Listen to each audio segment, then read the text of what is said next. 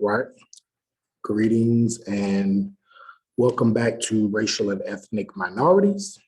Um, Today and for this week, we are going to be discussing why we need to talk about race, which is your first essay, essay one in the textbook. So hopefully by now you've gotten your textbook. If not, I tried to give a couple of weeks, but at this point, you should have it. If there's a way that you can go to a library and make copies of it for another week or two until it gets here. I tried to wait as long as I could, but there's no point in having a textbook if we don't use it. So hopefully, for those who have ordered their textbooks, I want to make sure that we use it so that they get what they paid for. If you haven't yet, I don't really know what else to do. So you just might have to be innovative. Maybe get in touch with one or more of your classmates, shoot them an email or message them privately to see if there's a way that you can use their textbook. Maybe they can take pictures of it and email it to you, take pictures of the chapter or something, email it to you, but or text it to you, whatever. But somehow you got to be creative and innovative, and maybe until your book gets here. So that being said, we're going to be moving into the textbook, why we discuss race. And I wanted to start with this quote. I thought it was really good. Silence only begets further misunderstanding and inhibits progress. And so that's kind of the overall theme for why we discuss race, essentially, right? The more we're silent, not just about race, but about anything, the more we're silent, the more we create more misunderstanding, and then it inhibits the progress for what it is that we are trying to do. So we need to have discussions. We need to have larger discussions. We need to have conversations around the social issues that are affecting our well-being. And when I say our, I just mean humankind as a whole. So this lecture is for January 24th through the 28th. We're going to talk about essay one, why we discuss race, and then we're going to then you're going to have an assignment at the end of this lecture. And then we're going to go into a short history of race in the next lecture, next lecture video. So to get started, what are some common myths that you have heard about race? Okay, what are some common myths that you have heard about race? There are all types of ideas around race and people in specific racial groups that we probably heard in our everyday lives, right? There are some that are too egregious for me to repeat, but you probably can think of some. But there are other racial ideas that we're gonna talk about a lot of these as we move forward throughout the semester. But this particular text gets at demystifying, right, the common misconceptions about race, right? What it does is it allows for us to take on these certain myths around race and then say, what is it about these ideas, these notions, these suggestions that make them myths? And what are some truths? And how can we use scientific truths to uncover these myths and then make right the suggestions that are wrong? So a couple of common myths that you might have heard about race or about particular people within a racial group. There are ideas that some of our common ones are that Asian people are smart. They're naturally smart, right? You have an Asian person in your class, you can use their notes, cheat off their tests, and you'll get an A, right? Because they're so smart. right? There are these ideas, these common myths around African Americans that they are violent, right? That they're violent. So if there was a multiracial group, and something was missing, it's likely that a teacher or a person in charge, a boss, would look at the Black person and say they probably did it, right? Because they are prone to violence, they're prone to breaking the law, right? They're prone to criminality. Latinx people are not citizens of this country, right? They're immigrants, they're illegal immigrants, right? That is a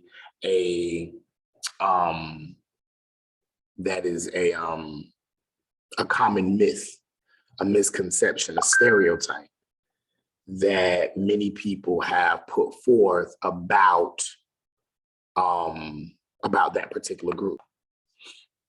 So those are just some common myths that we're going to talk about this semester. We're going to get into each one of those and many more throughout the semester.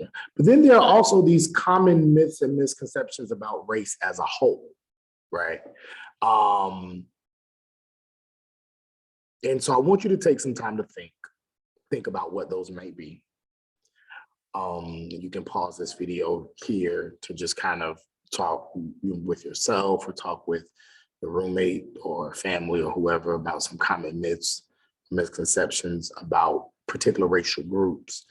But then even also things that you've heard about race. So one is racism no longer exists.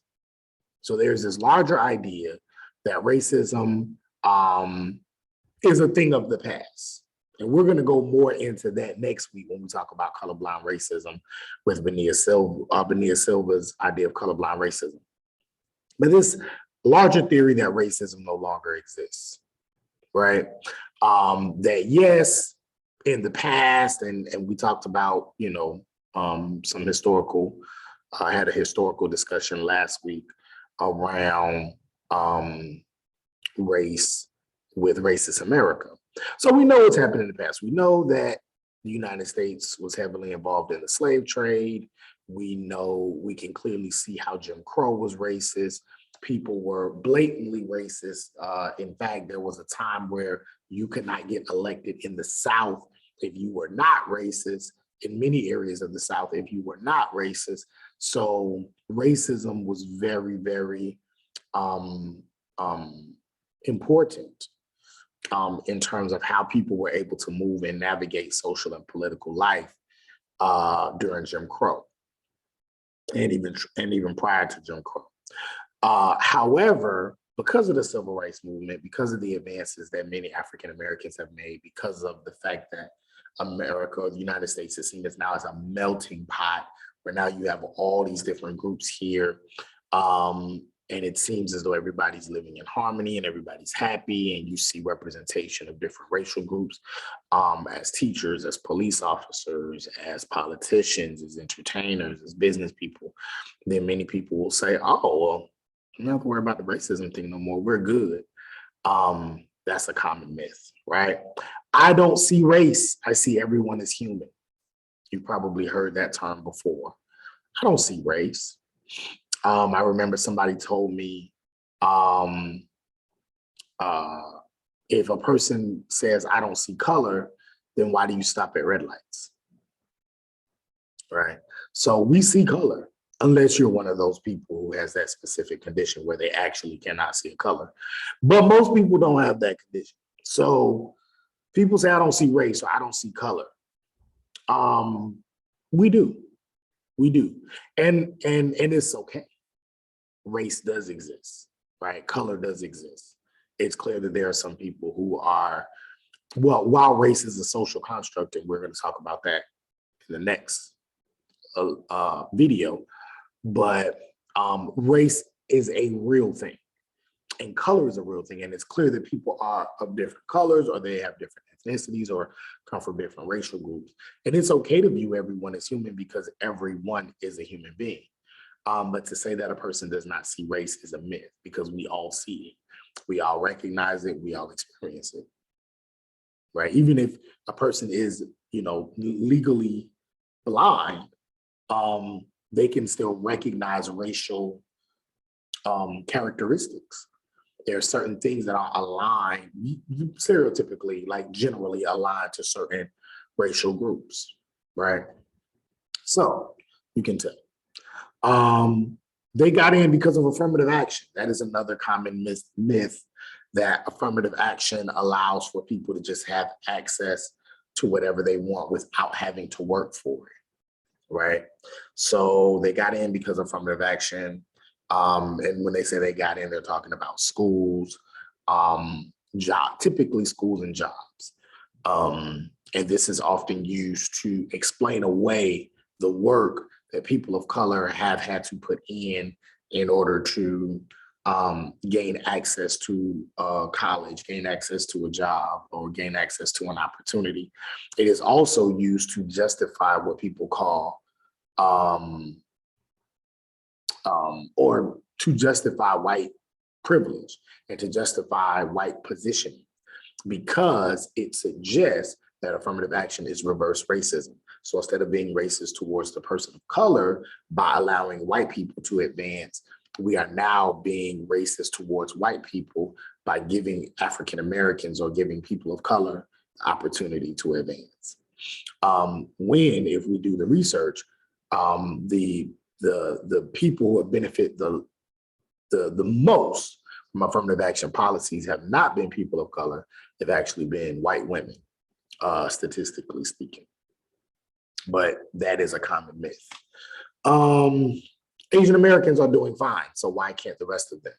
That's another common myth that you have probably heard about race, right?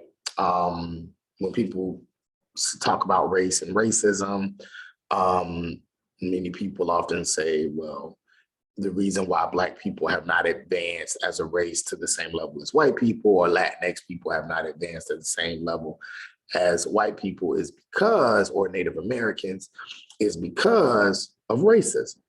But then the response might be, well, what about Asian Americans? They are also a minority group. They have also come to this country and have had to work hard like Latinx people. So why is it that they are the ones who, when we look at the quantitative data, they graduate at higher rates than white people. They are generally in higher socioeconomic status as a race, many times higher than white people. They have businesses and are able to pass down wealth at a rate that is even higher than white people, let alone Black people, Latinx people, Native Americans. So why is it then that Asian Americans have been able to come to this country and be successful, but the other racial groups cannot?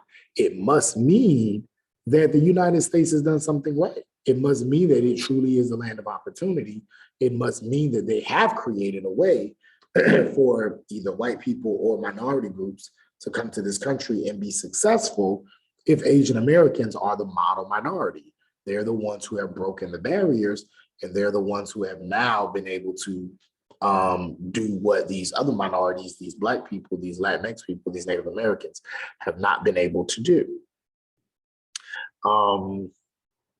If you come here, you should learn the language. That's oftentimes a common myth.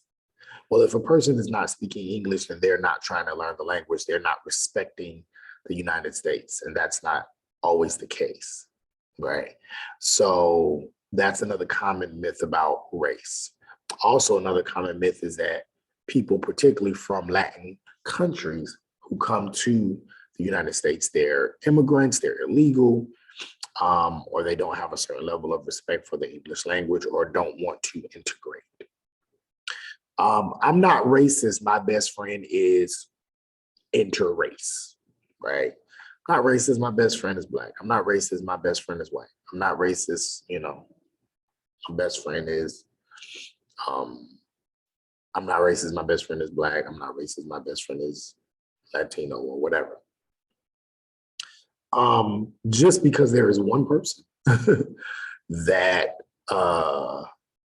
a person can point out that is of a different racial group does not necessarily mean that a person may not be racist or may not participate in racist actions or racist behaviors. I remember I heard somebody said, if you can only count, I think it was a comedian who said, if you can only pick out one person out of your friend group that is of another racial group, then you're probably racist. I don't believe that. I think, it was a joke, but I because you can have, friends, and it just so happened that those friends may be of your own racial group because y'all connect. It doesn't mean you're racist if you don't have friends of another racial group, at least in my opinion, personally. But to try to use that as a way of explaining away a person's behaviors, I don't think is right. In addition to that, this same type of idea or mentality was used during the times of slavery, right, in the antebellum South. So there were so-called masters who would say, well, I'm not racist. I don't hate Negroes. I don't hate slaves. I'm good to my slaves. I feed them. I give them Christmas presents every year. I allow them time off on Sunday so they can go to church. Matter of fact, one of my closest slaves, I have a room for them in my house, or I built a house for them outside, or whatever. That sounds ridiculous. Sounds absolutely ridiculous, right? To say I have a slave, but I do this to them, which means I'm a loving person. But once you say you have a slave, that kind of defeats that, right? And so, but people, white folks would say that during that time period. So they would kind of use their good actions to explain away something negative. That's the point I'm getting at. And so when a person says, I'm not racist, my best friend is, you're using this one person, this idea of tokenism, you're using this one person to explain why everything you do is okay. It's also the reason why people may say, well, it shouldn't be hard for African Americans to achieve success. Look at one person. Look at Oprah, right? She's a millionaire. Look at that. Out of the 30-something million African, Black people in the United States. Look at, X, or look at this person, right? And so even though we live in what people say a post-racial society, a lot of people are still uncomfortable talking or hearing people talk about race, right? So this idea of a post-racial society is something that even now is still something that people have felt was a time period in American history. And so what I would like for you to do is I would like for you to click on this link, which kind of furthers some of the things that we were just discussing, or I was just talking about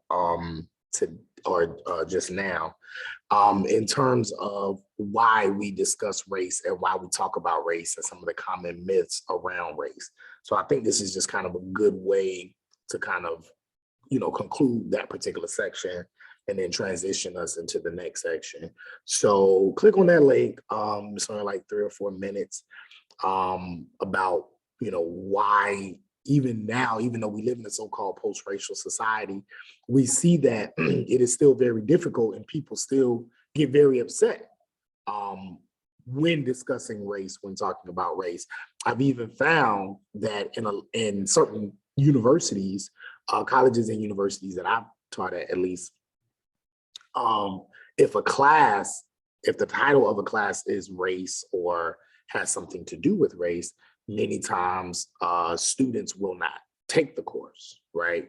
And what I've often found is particularly at there was another predominantly white institution that I taught at.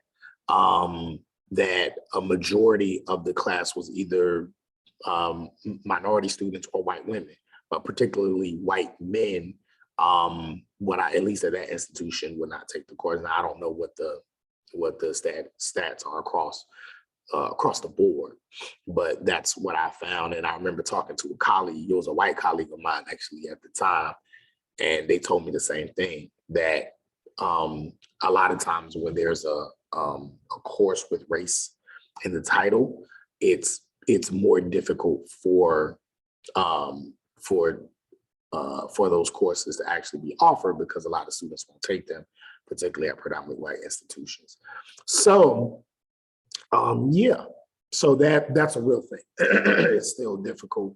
And although, because you've taken this class, I imagine that you're comfortable talking about race, it is still something that a lot of people just don't want to discuss and don't want to talk about. So check out that link. I'll pause this video and then come back, and then we're going to talk a little bit about this idea of post-racial. So we mentioned that even though we live in a post-racial society, many people don't like talking or hearing people talk about race. But let's stay for a minute on this topic of post-racial. What does post-racial mean? What does post-racial mean?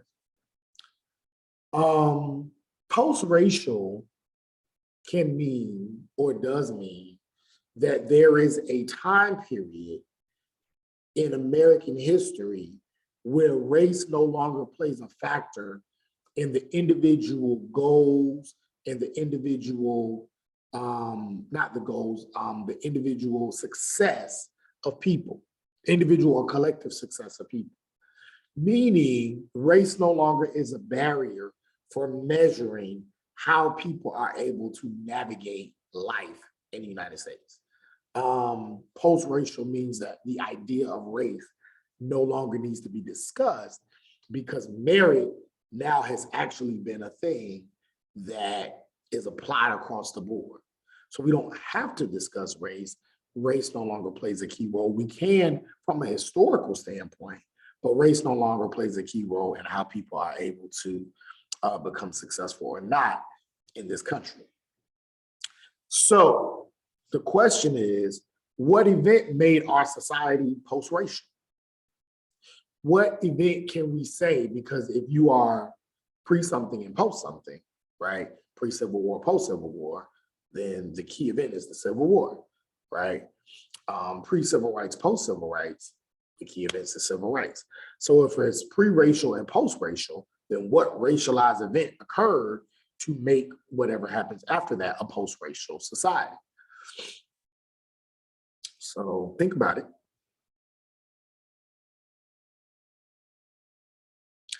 And now I want you to go to the next slide.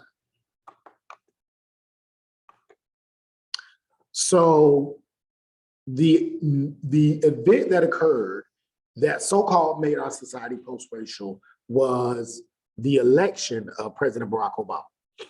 When President Barack Obama was elected, this was what many people felt ushered in this new phase of American history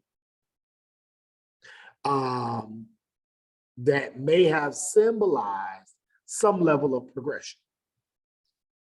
Why did people feel like President Obama's election ushered in this new phase in American history that may have symbolized that, wow, we've actually made it past race and that race no longer matters? Why do you think people felt Obama, specifically Obama's president? Because there's been advances throughout, American life, civil rights and all these different things, and people get rich and blah, blah, blah, blah.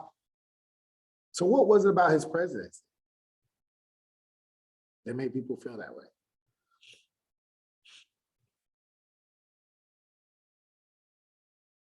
One of the things, or the main thing, was that many people felt no matter how non-racist America became, a Black person or a non-white person would never be president, because there's just too many people that would not want to see that.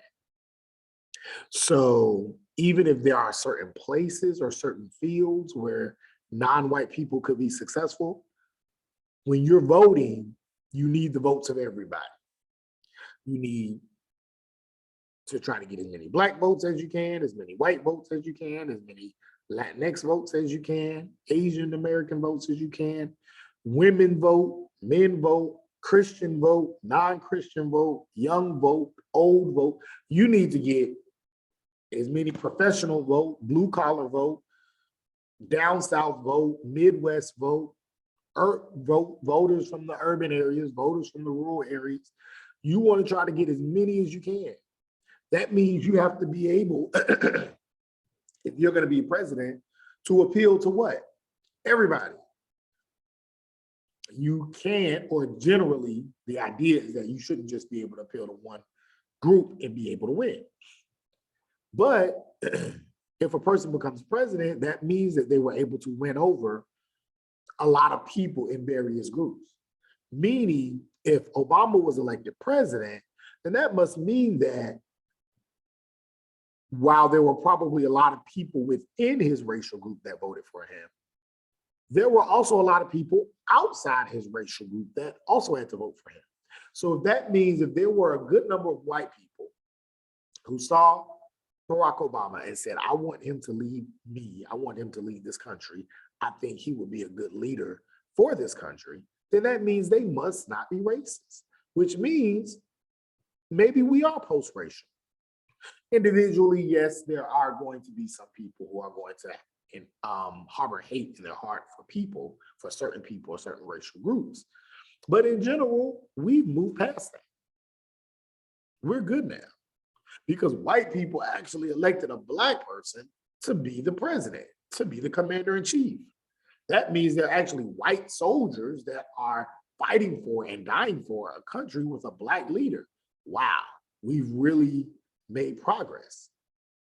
That's the idea of a post-racial society. But there were some negative responses to Obama's presidency. Because while, yes, he did become president and he had to appeal to a lot of different groups and a lot of different people, many people did not like the idea that President Obama was close to and then eventually would become president. And I've been reading his biography for the past year, the one that came out, I think it was last year, 2 years ago, Promised Land. And he talks about how he had to actually get more security early on in his run for president at the earliest phase than any other president, at least in modern times, because there were so many death threats. Once it became even an inkling that he was going to run and that he could even win, the death threats poured in ways that nobody had ever seen. He had to move with such heightened security and had to spend a lot of money on security because of so many death threats. Once he got into office, there were all types of responses and negative accusations and negative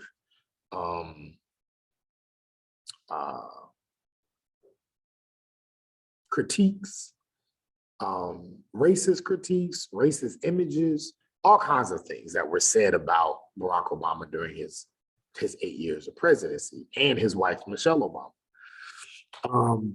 And some people would even argue that in addition to a lot of other things, may have been the cause of why there was such a visceral attack on Black people, particularly by law enforcement, that we were able to catch on camera, which is what led to the onset of the Black Lives Matter movement.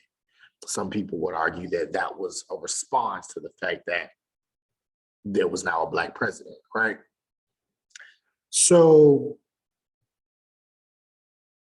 these were some of the negative responses to his presidency, thus concluding that maybe we're not as post-racial as we thought.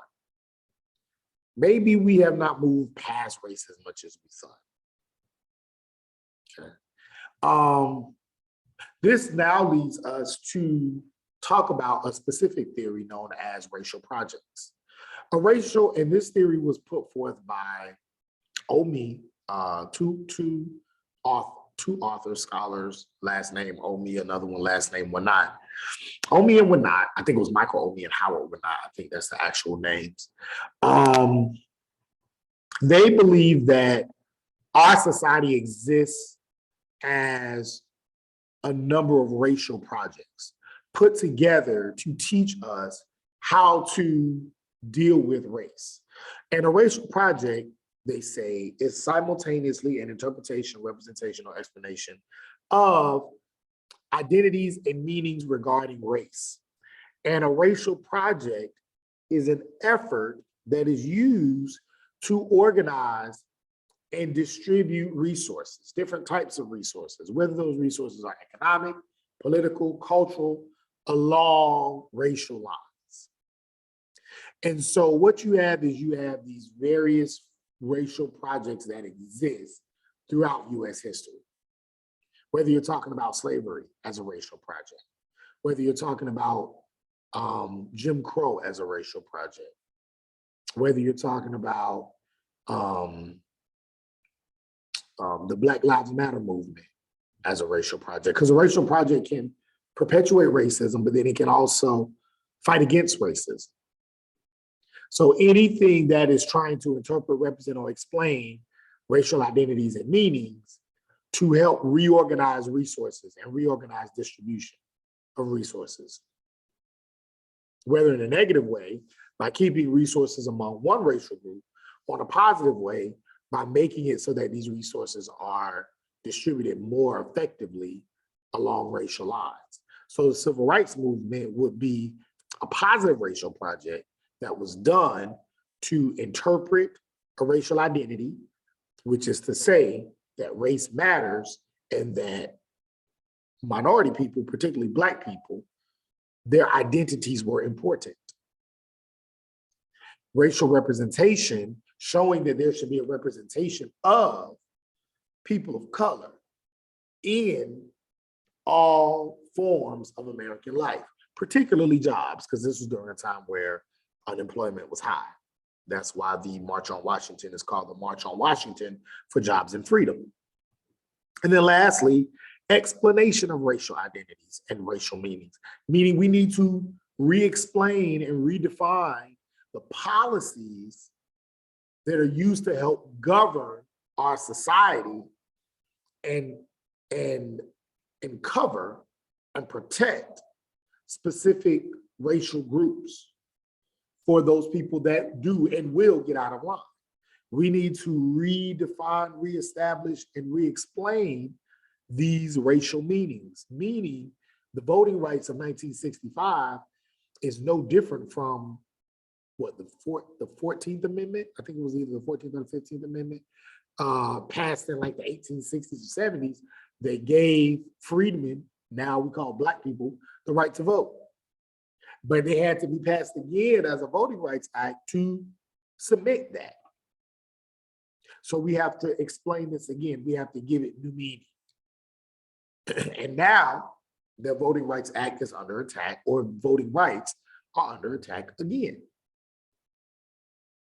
So every couple of years, every era, every few eras, every other era, a racial project generally ensues. Right?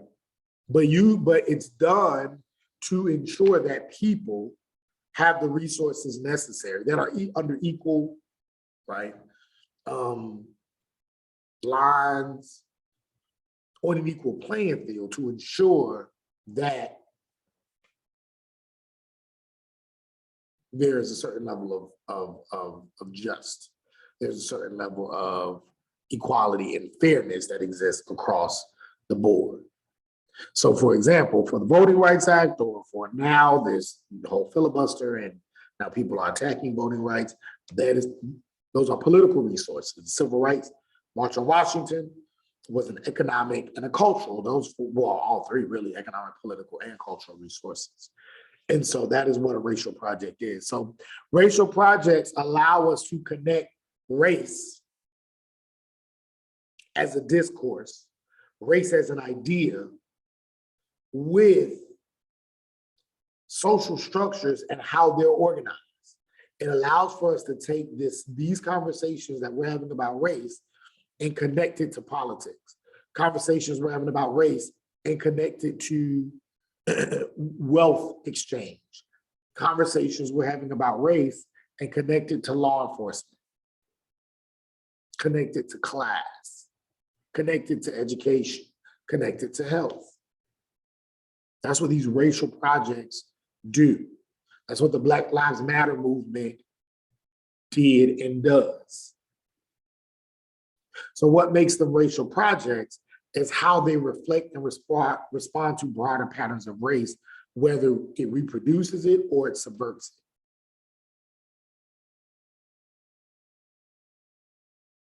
So for example, the removal of Native Americans in what, the 1830s? Andrew Jackson.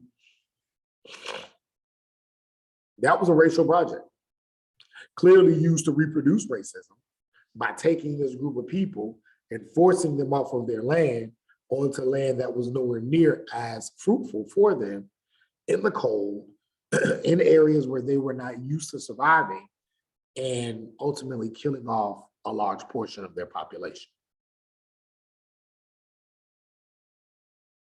The treatment of illegal, so-called illegal immigrants is a racial project. We saw it happening where Haitian brothers and sisters were being whipped not long ago, a couple of months ago, at the border. People were being put in cages. People were being stripped, children were being stripped from their parents. The dehumanization of non-Americans. Black women as welfare queens, that was a whole racial project. We're going to talk more about, I think we are going to talk about that as well, especially when we get to critical race theory. We're going to talk more about some of the early kind of progenitors of critical race theory. And one is Patricia Hill Collins, who also talks about controlled images. And one of those controlled images is the fixture of Black women as welfare queens. And putting forth this image to suggest or justify the illegal implanting or the illegal what you do when sterilization of women of color and Black women, right? Doing that illegally, it justifies that by saying, well, all they're doing is having babies so that they can live off of the government. It is used to also justify the lack of assistance for poor people, particularly poor Black people. So all of these are racial projects and many more. And what makes it is that when these little things happen, they give us an insight into the larger, broader issues around race and how these larger, broader issues and how this particular project is reproducing those larger issues or challenging those issues. So moving forward, and we've talked about minority groups and we talked about race, racial projects, post-racial. We're going to talk a little bit about white people and whiteness. So, and that is actually going to be one aspect of race discourse that many scholars feel is important. Some scholars say, well, I'm not going to talk about white people in a race discourse because, or at least center them, because that then reproduces white centeredness. Some people say, well, you do need to talk about white and whiteness because without whiteness, you don't have race. Without whiteness, then there's no blackness because there's no need to have blackness if you don't have something to offset the whiteness. So I don't know.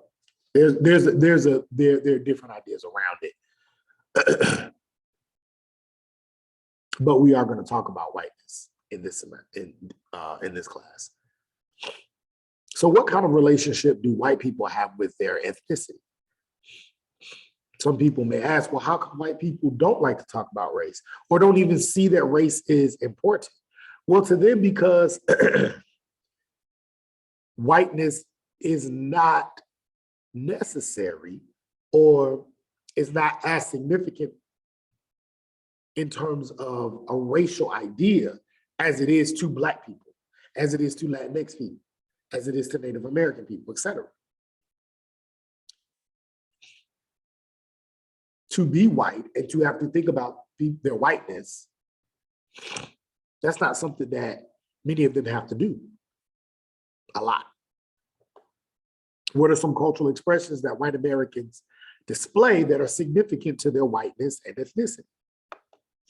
What are some things that they push forth, right?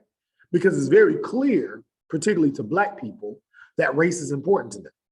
Why? Because they have holidays that celebrate Blackness. They have cultural expressions that celebrate Blackness. They have language that celebrate so many things that Black people have to remind them and remind others of their Blackness. So it's very clear that race is important to Black people. So then and then I can go on with examples for other racial groups as well. But the reason why is because so many of those expressions were muddled, were taken away from them, were denied for so many years and so many decades and centuries because of racism. And so the struggle for racial equality is something that runs deep within the Black and Black American tradition. So then the question they asked in the essay, well, what are some cultural expressions that white people display that show whiteness as significant to them? And the answer is not much. There's not much that white people have to do to say, let me celebrate my whiteness. You may have certain days like St. Patrick's Day, Independence Day, to celebrate something that occurred. Independence Day, United States were free from the British. St. Patrick's Day. But generally it's really symbolic. You got a flag, fireworks, cool. And it is, don't really think about it much anymore. St. Patrick's Day, wear green, 4-leaf clovers, and then you're done. It's very, very symbolic kind of thing. But for people of color, race and its significance it's an ongoing process. It's an everyday experience.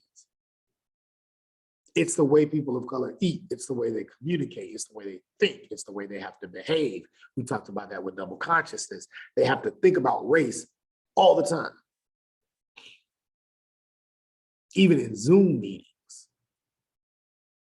In every aspect of their life, they always have to think about race and how my race is going to play a role and how I'm able to deal with whatever it is I'm dealing with, what jobs I take, where I move, where I live,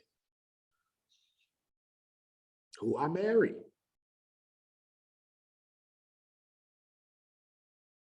Race is super, super, super important.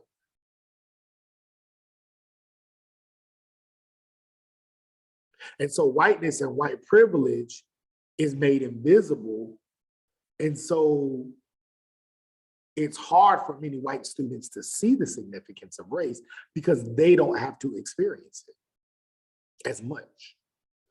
Every once in a while, they may be reminded that race is a thing. But white privilege allows for race and racism to be virtually invisible in their lives. So you have this large, essentially a social force that exists, but because one is of the benefiting side of that social force, they don't even see. It's invisible. And it's the same way with gender. Same way with gender. There are many things that I've had to have my women colleagues tell me that exist within academia that I've never experienced. I had one friend, she got her PhD, I think, shortly before I did. And she was making decisions about her career and her life. She had just gotten married. Her and her husband wanted to have a child. And she had to think about, can I have this child? Can I get pregnant before I get this job? Should I do it before I get tenure? Should I do it after? And it wasn't a financial thing, because that's typically that's what I would think of if I was in that position. Do I want to wait till after I get tenure to have the money to take care of my child and give them the best life? Or do I want to do it, But that's not what she was thinking about. She actually had to think about, can I show that I'm pregnant on a job interview? Because I don't want them to then not hire me because I'm pregnant. Obviously, they can't do that legally. And they can't, there cannot be evidence to suggest that they didn't hire a woman because she was pregnant, but they can always make up another excuse. That happens all the time. We did not hire her because she was pregnant. It was because of this, or that. But it could have been because of that. So she had to make all these decisions about her life. And I didn't understand until she finally broke it down to me and said, well, you don't have to understand. You're not a woman. So you're not going to get it. But trust me, women have to think about so many additional things when they're going for jobs, when they're planning out their life. And it's much more stressful, much more complicated. And I listened and I appreciated that. So now I understand, and now I have more sympathy towards those kinds of processes that have to occur with women. So it wasn't my fault that I didn't know. But now that I know, I can be more sensitive and understanding. And so, again, it's the same way with whiteness and white privilege. Many white people just don't know because they don't have to engage in that way. But once they are made aware, now they are responsible. They have a moral responsibility to address it, to engage, and hopefully use their platform and use their privilege to help make the situation better, right, for non-white people. Also moving towards college. College makes students, usually white students, think about race more than they did in the past.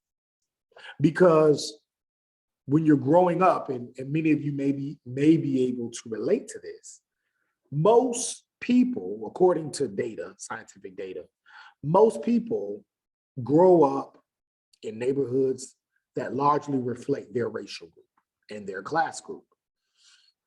Most people go to schools that largely reflect their racial group and their class groups.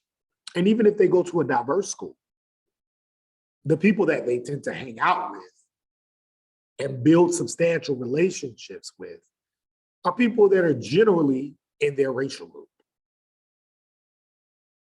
So we're typically racially and economically excluded, right, within these silos growing up, even in very urban areas, Chicago, New York, Atlanta, Houston, Miami. People are still kind of segmented into their own kind of cultural groups, whether by force or by choice. And it's the same way with white students. But once they enter college, college is typically that place where now we're kind of forced to kind of be around each other and be together. Now you're going to have classes like these. Now you're going to go to places and experience and hear different conversations and different discussions. So now you're kind of forced a little bit more to engage with race in ways that you weren't in the past. So everything about college life, for the most part, centers white people. When you talk about classes and even how classes are taught, especially the fact that now I think Governor DeSantis, if I'm not mistaken, has now passed a law making it difficult for us to have these open conversations, these critical race theoretical conversations around race, saying that it is now unlawful for people to make other people uncomfortable when discussing race or gender. I think race or gender as well. I think they talked about gender. So even now, classes are now being formed and policies are being passed to make white people comfortable or to try not to make them uncomfortable. Even when we look at the foods that are served on college campuses, foods are generally probably to what the general white population would deem as acceptable. Organizations, usually the organizations center white people and white experiences. So then when a lot of times when white people see racial affinity groups, when they see HBCUs, when they see Latin student unions, Black student unions, et cetera, they feel left out because they feel like, well, this is a place I'm not comfortable, or this is a place I may not feel that I'm accepted, but I always feel accepted everywhere I go. But I see Black student union, I don't feel, even if that particular student union would not mind a white person engaging, but it says Black, that means it's not for me. And then a lot of times that's a culture shock to white people, that there's a space that is not specific for them because all spaces seem to be specific for them all their lives, whether they realize it or not. So a lot of times this is what makes college that place that kind of makes people a little bit more aware of race. When first exposed, a lot of times white people, when first exposed to race, they may respond with hostility or defense. I have a Black friend, I have an Asian friend, I have a Latinx friend, I have a Native American friend. Defending why I'm not racist, why that's not me. As opposed to then just kind of listening, gathering information, assessing, being sensitive to the conversations and discussions, and then saying, okay, how can I learn it and how can I be better? That's what I had to do with my woman friend. I didn't tell her, oh, you're overthinking it. You don't have to worry about that because that's not, you're being dramatic. People don't care if you're pregnant. It's illegal to not hire somebody because they're pregnant. We all know that. I didn't respond that way. I said, you know what, this is her experience and this is the experience of a lot of women. Maybe I need to sit and think and realize that my experience is my experience because I'm a man. So I've had conversations about being a father in job interviews, which has probably helped land me the job. But if women have that conversation, they're seen as a commodity that may not be able to contribute as much because the employer knows, oh, she's gonna have to leave, go pick up the kids, do this, do that. She won't be able to contribute as much to this company, and we can't hire her. That's what women have to think about. Men don't have to think about that. So learning how to listen, learning how to assess, and not project our own experiences as superior and then diminish the experiences of people of color. Oftentimes, when white people say they have a friend who is of a certain racial group, that relationship lacks depth. They may not even know the person's full name or the family, never been to their house. Like, these are examples of why some of these responses may not be correct. And then this class will teach us how we can better respond when having discussions around race. All right, so your assignment, this is what you are going to do. I want you to watch this YouTube link, A Trip to the Grocery Store. And it's funny how a simple trip to the grocery store can actually be a life lesson on race. I want you to write a one-page reflection paper explaining your thoughts on this video based on this story. Why is it important to have open and honest conversations and educational discourse about race? And I want you to use examples from this story in your answer. If Kathleen had not been educated and conscious on race, what would have been some alternate ways in which that store interaction could have gone? And then have you seen someone use or have you used your privilege to combat inequalities? Now you can write more than one page. So maybe I'll say 1 to 2 page reflection paper. And the paper should be double space, Times New Roman, 12 font. And the only information that should be at the top of the page is your name, the name of the class, and the title of the essay, which is optional. Your deadline for answering these questions in a 1 to 2 page reflection paper is Friday, January 28th at 11:59. That is when all of your assignments are due, by Friday, 11:59, unless otherwise stated. Submit under class assignments. Trip to the grocery store. All right, so that is part of your assignments for the week. Hope you enjoyed this lecture. Hope you learned something. If you have any questions, I have been enjoying the students who've been coming in and asking questions and just engaging in conversation. It's been great. So feel free to continue to do that. Or if you just want to email me or inbox me questions, that's fine.